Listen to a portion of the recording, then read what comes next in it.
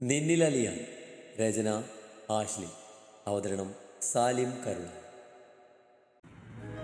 വിനുവിന്റെ കയ്യിൽ പിടിച്ച ആൽത്തറയിലേക്ക് നടന്നു വരുന്നവളെ കണ്ണെടുക്കാതെ നോക്കുന്നു ആൽഫി. പ്രിയപ്പെട്ടവളെ തന്റെ വധുവായി കണ്ടതും അവന്റെ നീലമിഴികളിൽ സന്തോഷത്തിന്റെ നീർത്തിളക്കം പൊടിഞ്ഞിരുന്നു. നീയുടെ അവസ്ഥയും മറച്ചായിരുന്നില്ല. ഓർമ്മ വെച്ച നാളു മുതൽ പ്രാണനായി കണ്ടവൻ ഒരായുസിന്റെ സ്വപ്നമാണ് ആളുടെ പേരിൽ മിന്നണിയുന്നത്. ആ നിമിഷം ഉള്ളു നിറഞ്ഞ സന്തോഷത്താൽ നീയെയും ആൽഫിയെ നോക്കി ചിരിച്ചു. വിനു തന്റെ നിച്ചിയെ അവൾ നിച്ചായന്റെ കയ്യിലേക്ക് വെച്ചു കൊടുത്തു. ദേ അളിരിച്ചായ, ഞാനങ്ങോട്ട് വെച്ച് തരുക. ഇനി എന്റെ പെങ്ങളെങ്ങാനും വേദനിപ്പിച്ച അനസ്തേഷ്യയിൽ ക്ലോറോഫോം കലക്കി കുത്തിവെക്കും നിങ്ങളെ ഞാൻ. പറഞ്ഞില്ലെന്ന് വേണ്ട. നിയയുടെ കൈ ആൽഫിയുടെ കൈകളിലേക്ക് വെച്ചു കൊടുത്ത് കള്ള ഗൗരവം നടിച്ച് വിനു പറഞ്ഞതും എല്ലാവരും ചിരിച്ചു. വളരെ സന്തോഷത്തോടെ നോക്കിയ ലിയോണിന്റെ നെഞ്ചിൽ ചെറുതായ ഒരു പിടപ്പുണ്ടായി.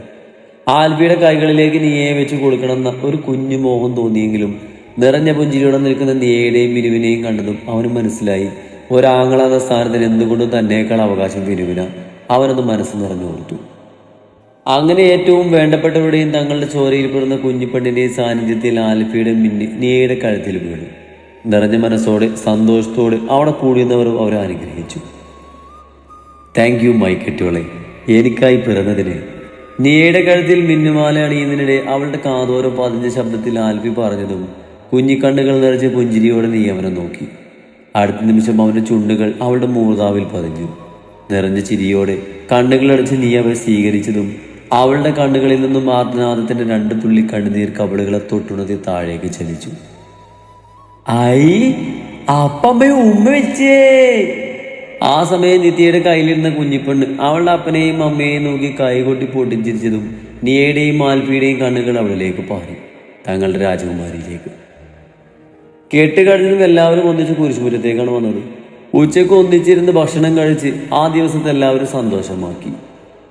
കയ്യിലൊരു കുട്ട നിറയെ റോസാപ്പൂക്കളുമായി സ്റ്റെയർ കയറി ഓടുവരുവായിരുന്നു നിത്യ. ആ സമയം ഓപ്പോസിറ്റ് ധൃതി പിടിച്ചു വന്ന വിനുവിനെ അവൾ കണ്ടില്ല. അവനും അതെ. തമ്മിൽ കാണാതെ വേഗത്തിൽ ഇരുവരും വന്നതും തമ്മിലിടിച്ചതും ഒന്നിച്ചായിരുന്നു.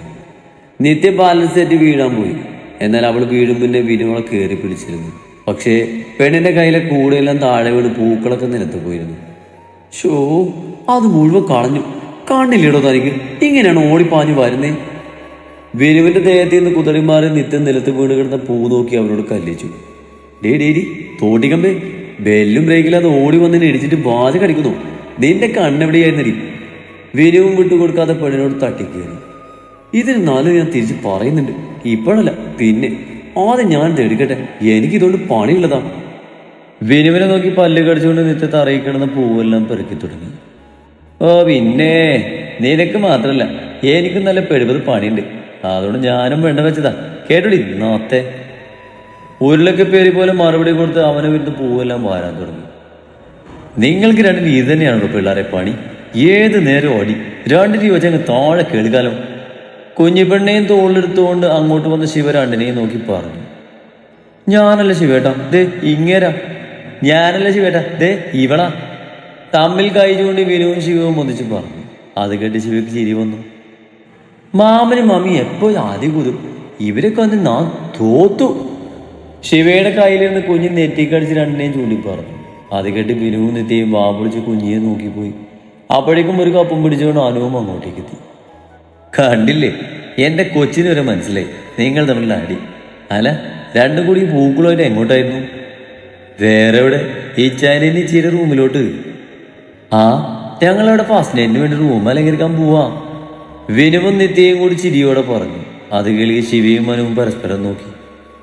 ഏത് ഫസ്റ്റ് നൈറ്റ്? അത് ആൽഫിക്ക് നീക്കൂ. ബെസ്റ്റ് മണ്ടൂസുകളെ. അതുങ്ങളുടെ ഫസ്റ്റ് നൈറ്റ്സ് ഒക്കെ കഴിഞ്ഞതിന്റെ പരിണത ഫല എന്റെ കയ്യിൽ ഇതേ ഈ ഇരിക്കുന്ന ട്രോഫി.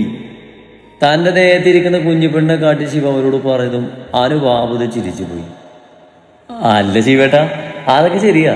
എന്നാൽ ഈ കെട്ടും ഫസ്റ്റ് നൈറ്റിനെ കുറിച്ച് ത്രില്ലല്ലേ? അതാ ഞങ്ങൾ മൊത്തത്തിലൊന്ന് കളറാക്കാൻ അല്ലടി. ആ അതെ അതെ. തലയിലിരുന്ന് ചമ്മലോടെ വിനു പറഞ്ഞത് നിത്യയും നല്ലപോലെ ചിരിച്ചുകൊണ്ട് അത് ഏറ്റുപിടിച്ചു. എന്നാ നടക്കട്ടെ, രണ്ടും വിട്ടോ. ശിവ ചിരിയോടെ പറഞ്ഞ വിനുവും നിത്യയും അടുത്ത സെക്കൻഡ് അവിടുന്ന് ഓടി. അത് കണ്ട് ശിവയും മനുവും ചിരിച്ചു. കാര്യം വലുതായി മനസ്സിലായില്ലെങ്കിൽ കുഞ്ഞിപ്പെണ്ണും അവിടെ കൂടെ ചിരിച്ചു കൊടുത്തു. കുഞ്ഞുസേ വന്നേ, ഈ പാല് കുടിച്ചേ. വേണ്ട അഞ്ചമ്മേ, മുതവാരി നീക്ക. അവര് പോയതും കയ്യിലിരുന്ന കപ്പ് കുഞ്ഞിക്ക് നേരെ നെട്ടി അനു പറഞ്ഞതും ശിവയുടെ തോളിലേക്ക് മടിയോടെ കിടന്നുകൊണ്ട് പറഞ്ഞു കുഞ്ഞിപ്പെണ്ണ്. അയ്യോ, അങ്ങനെ പറഞ്ഞാൽ പറ്റുമല്ല. ആന്റിമ്മയുടെ മോൾക്ക് ബിഗ് ഗേളാവണ്ടേ, അതിന് പാല് കുടിക്കണം. വേണ്ട ആന്റിമ്മേ. അനു വീണ്ടും പറയവേ കുഞ്ഞ് താല്പര്യമില്ലാതെ ചുണ്ടുപിളുത്തി. അവൾക്ക് വേണമെങ്കിൽ കൊടുക്കണ്ട അനു. അത് പറ്റില്ല ശിവേട്ടാ. ഉച്ചയ്ക്ക് ഇച്ചിരി ഇച്ചിരി നുള്ളി പെറുക്കി അവൾ കഴിച്ച്. പിന്നെ ഈ നേരം വരെ എല്ലാവർക്കും ഇപ്പോൾ കളിച്ച് നടന്നതല്ലേ, വേറൊന്നും കഴിച്ചിട്ടില്ല മോള്. അനുവിഷമത്തോടെ കുഞ്ഞിയെ തലോടി പറഞ്ഞു. ശിവ അവളെ തന്നെ നോക്കി. ഒരമ്മയിലെ എല്ലാ ആശങ്കകളും ആ മുഖത്ത് കാണും. എത്ര പെട്ടെന്നാ പെണ്ണെ നീ മാറി. അവൻ പുഞ്ചിരിയോടെ ഓർത്തു. ദേ കുഞ്ഞി, ആന്റിമ്മ പറയുന്നിട്ട് പാല് കുടിച്ച് മേടിക്കുകയായിരുന്ന നാളെ ശിവച്ച പൊന്നിനെ ബീച്ചിൽ കൊണ്ടുപോകാം. ആന എത്ര പറഞ്ഞിട്ട് കേൾക്കാതെ വാശി പിടിക്കുന്ന കുഞ്ഞിയെ നോക്കി ശിവ പറഞ്ഞു. ചേക്കും ബീച്ചിൽ പോകുമോ? വിടർന്ന കണ്ണുകളോട് ആകാംക്ഷയോടെ കുഞ്ഞി ചോദിച്ചതും ആട പൊന്ന. ശിവ അവളുടെ ഉണ്ടൊക്കെ അവളൊന്ന് മുത്തി. എന്നെ ആന്റിയമ്മയും കൊണ്ടുപോകാവേ. അതിനെന്നാ, മോളെയും മോളുടെ ആന്റിയമ്മയും കൊണ്ടുപോകും ശിവച്ചാ. കുഞ്ഞിപ്പെണ്ണ് പെട്ടെന്ന് എടുത്ത് ചോദിച്ചതിന് ചിരിയോടെ മറുപടി പറയുമ്പോൾ ശിവയുടെ കണ്ണുകൾ അനിൽ പാറി വീണു. കുഞ്ഞി പറഞ്ഞത് കേട്ട് അവളും ഞെട്ടി അവനെ നോക്കിയിരുന്നു. എന്നെ ഞാൻ കുതിക്കാം. സന്തോഷത്തോടെ കുഞ്ഞ് അനുവിന്റെ കൈകളിലെ പാല് കപ്പിൽ പിടിച്ചതും ശിവയുടെ മുഖത്ത് തന്നെ നോക്കി നിന്നവൾ ഞെട്ടിലോടെ അവനിൽ നിന്ന് നോട്ടം മാറ്റി. എന്നിട്ട് കുഞ്ഞിനെ പാല് കുടിപ്പിച്ചു. അവൾക്ക് പെട്ടെന്നുണ്ടായ പിടിച്ചിൽ കണ്ട ശിവയുടെ ചുണ്ടുകൾ തിളങ്ങി. പാല് കുടിച്ച് കഴിഞ്ഞതും കുഞ്ഞിപ്പെണ്ണിന് ഉറക്കം വരാൻ തുടങ്ങി. അനുവേഗം അവളെ ശിവയുടെ കയ്യിൽ നിന്നെടുത്ത് തന്റെ തോളിലേക്ക് ഇട്ടു. ഞാൻ മോളെ കൊണ്ട് കിടത്തിട്ട്. അവനെ നോക്കി വെപ്രാളത്തോടെ പറഞ്ഞ് അനു മുറിയിലേക്ക് നടക്കാൻ തുടങ്ങിയതും അനു. ശിവ അവളെ പിറകിന്ന് വിളിച്ചു. അനു തിരിഞ്ഞു നോക്കി. മോളോട് വെറുതെ പറഞ്ഞതല്ല. നാളെ രാവിലെ ഞാൻ വരും പുറത്തു പോകാൻ. നീ മോളുമായി ഒരുങ്ങി നിന്നോണം. എനിക്ക് സംസാരിക്കണം. ചുണ്ടിൽ വിരിഞ്ഞ കള്ളച്ചിരിയോട് അവളെ നോക്കി പറഞ്ഞിട്ട് ശിവ നേരെ താഴേക്ക് ഇറങ്ങിപ്പോയി. അവൻ പറഞ്ഞത് കേട്ട് കണ്ണും തള്ളി അനു നിന്നു. രാത്രി തന്റെ റൂം തുറന്ന് അകത്തേക്ക് കയറിയതും മാലിഫയുടെ കണ്ണൊന്നും പിഴിഞ്ഞു. ചുവന്ന റോസാപ്പൂക്കൾ കൊണ്ടും റെഡ് കാൻഡിൽസ് കൊണ്ടും ഭംഗിയായി അലങ്കരിച്ച് വെച്ചിരിക്കുകയാണ് ആ റൂം മുഴുവൻ. ഇത് വിനുവിൻ്റെയും നിത്യയുടെയും പണിയാവുമെന്ന് അവനറിയാം. റൂം ലോക്ക് ചെയ്ത് അകത്തേക്ക് കയറി തന്റെ പെണ്ണിന് വേണ്ടി പരതി. അപ്പോൾ കണ്ടു ബാൽക്കണിയിൽ വെളിയിലേക്ക് നോക്കി നിൽക്കുന്നവളെ. ചുണ്ടിൽ പിരിഞ്ഞ ചിരിയോടെ അവൾക്ക് അടുത്തേക്ക് നടന്ന് കൈകൾ പിണച്ചു കെട്ടി ദൂരേക്ക് നോക്കി നിൽക്കുന്നവരുടെ പിറകിൽ പോയി നിന്നു. പിറകിൽ പ്രിയപ്പെട്ടവന്റെ സാമീപ്യം അവൾക്ക് മനസ്സിലാവുന്നുണ്ടായിരുന്നു. ഇരു കൈകൾ കൊണ്ടും പിന്നിൽ നിന്ന് കെട്ടിപ്പിടിച്ച് അവളെ നെഞ്ചോട് ചേർത്ത് പെണ്ണിന്റെ തോളിൽ താടി തൊഴുതു. ഐ ലവ് യു ഇവ. അവളുടെ കാതോരം മന്ത്രിക്ക് പോയി പെണ്ണിന്റെ ചെഞ്ചുണ്ടുകളൊന്ന് തിളങ്ങി. എന്താടോ വലിയ ആലോചന, എന്നെ പറ്റിയാണോ? പെണ്ണിനെ ഇറങ്ങി പിടിച്ചവൻ ചോദിച്ചു. അങ്ങനെ ചോദിച്ചാ ഇച്ചായനുണ്ട്, പിന്നെ നമ്മുടെ മോളും ബിനൂട്ടനും, അങ്ങനെ എല്ലാരെയും പറ്റി ഓർക്കായിരുന്നു ഞാൻ. എനിക്കിപ്പോഴും നടന്നൊന്നും വിശ്വസിക്കാനാകുന്നില്ല ചാ. എന്നോ ഞാനെന്ന കൗമാരക്കാരുടെ ഉള്ളിൽ പതിഞ്ഞൊരു ചിത്രമായിരുന്നു. ഒരു നീലക്കണ്ണുള്ള ഒരു രാജകുമാരൻ. അവനിലേക്ക് തന്നെ എനിക്ക് ദൂരം ഒരുപാടായിരുന്നു. ഒടുവിലെത്തിയപ്പോഴോ ഒരുപാട് അടുത്തു ഞാൻ. ഒടുക്കും ആ പ്രിയപ്പെട്ടവൻ തന്ന മറക്കാനാവാത്ത വേദന തരുമ്പോൾ ഉള്ളിൽ നിന്ന് പറിച്ച് കളഞ്ഞില്ല ആ നീലക്കണ്ണുകളെ. പകരം നെഞ്ചിലേക്ക് വീണ്ടും ചേർത്ത് പിടിക്കാൻ ഒരു രാജകുമാരിയായ ദൈവം തന്നത്. ഇരുണ്ടുപോയി. അവസാനിപ്പിക്കാൻ തോന്നിയ ജീവിതത്തിൽ ഒരു പുതുജീവൻ പോലെ തൻ്റെ കുഞ്ഞിക്ക് വേണ്ടി പിന്നീട് അങ്ങോട്ട് ജീവിക്കുമ്പോഴും പല രാത്രികളും സ്വപ്നം കണ്ടിട്ടുണ്ട്. ഈ ചായന എനിക്കും മോൾക്കും വേണ്ടി ഓടി വരുന്നതും ഞങ്ങൾ ആ കൈക്കുമ്പിളിൽ പൊതിഞ്ഞുകൊണ്ട് പോകുന്നതൊക്കെ. ഒടുവിലൊരായുസിൻ്റെ മുഴുവൻ സ്വപ്നം കണ്ട പോലെ ആ കൈകൾ കൊണ്ട് തമ്പുരാൻ്റെ മുന്നിൽ വെച്ചൊരു മിന്നുമാല കൂടി ജീവൻ പോകും വരെ നെഞ്ചോട് ചേർത്ത് വെക്കാൻ അതാ ഇന്ന് കൺവെന്റിൽ സഫലമായിരിക്കുന്നത്. ഇതൊന്നും വിശ്വസിക്കാൻ പറ്റാത്തൊരു കുഞ്ഞു കുട്ടിയെ പോലെ തോന്നുന്നു എനിക്ക്. അവന്റെ നെഞ്ചിലേക്ക് തലചായ്ച്ച് നിറകണ്ണുകളാൽ മുഖത്ത് പുഞ്ചിരി നിറച്ച് തന്റെ നെഞ്ചിൽ പറ്റിക്കിടന്ന മിന്നുമലയത്തിൽ മുറുകെ പിടിച്ചവൾ പറഞ്ഞു. അത്രത്തോളം സന്തോഷമായിരുന്ന പെണ്ണി അവന്റെ നെഞ്ചിലേക്ക് പുറഞ്ചാരി അങ്ങനെ നിന്നപ്പോഴാണ് പുറത്ത് നനവ് അവൾ അറിയുന്നത്. ഞെട്ടിത്തിരിഞ്ഞ് നോക്കിയതും കണ്ട് നിറകണ്ണുകളാൽ നിൽക്കുന്നവനെ അവളുടെ പുറത്ത് മുഖം പൂഴ്ത്തി കരഞ്ഞതാണവൻ. ഇച്ച എന്താ പറ്റി?